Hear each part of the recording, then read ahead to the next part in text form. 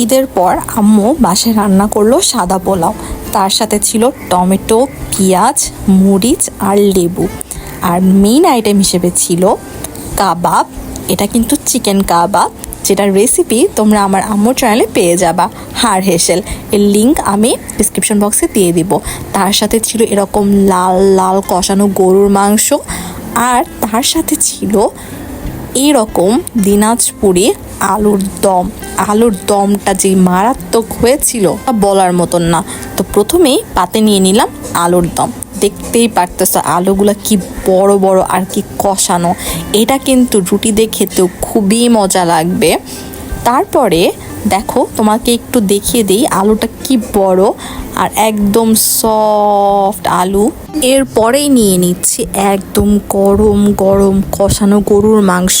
গরুর মাংসের ঝোলটা দেখে বুঝতে পারছো কি মজা হয়েছে। আর পোলাও আর গরুর গোস্তের কম্বোটা আমার কাছে যে মারাত্মক লাগে। গরুর মাংসটা খুবই সফট হয়েছে, আর পিসগুলো আম্মু একটু ছোট ছোট করে করেছে।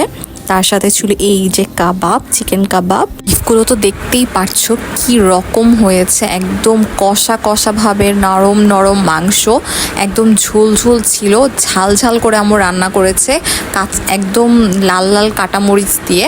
আর এই আলুটা আমার খুবই পছন্দের। এই আলুর যে দমটা আম্মু একদম ঝাল ঝাল করে রান্না করে, ঝোল দিয়ে একটু টমেটো দিয়ে একদম ঝাল ঝাল করে হালকা একটু চিনি দিয়ে দেয়, যাতে ঝাল আর মিষ্টির যে ব্যালেন্সটা সেটা সুন্দরভাবে হয়। তো এটা দিয়ে সাদা পোলাও খেতে এত মজা লাগে। আম্মুর এই রেসিপিটা যদি তোমরা দেখতে চাও তাহলে আম্মুর চ্যানেল হাড় হেসেলে যে একটু দেখে আসতে পারো। আর এই আলুর দম দিয়ে পরোটা খেতেও কিন্তু খুবই মজা লাগে। আর আমার পেঁয়াজ খুবই ভালো লাগে পোলাওয়ের সাথে খেতে।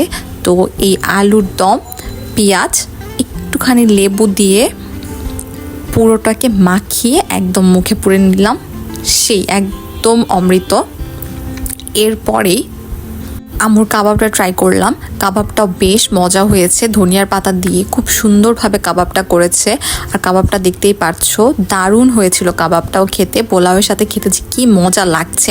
আজকে প্রত্যেকটা ডিশ অনেক মজা হয়েছিল। আর আম্মুর রান্না মজা হবে না এটা কখনোই হয় না। হলের বাজে অল্প ঝাল, অল্প লবণ দেওয়া খাবার, বাজে বাজে খাবার খেতে খেতে না মুখের স্বাদ পুরোপুরি গেছে। বাসায় এসে যে আম্মুর এরকম মজার মজার খাবার খাই তখন মনে হয় যে জানটা ফিরে পেলাম। আর তার সাথে ছিল স্প্রাইট। আর এরপরে নিয়ে নিচ্ছি বিফ।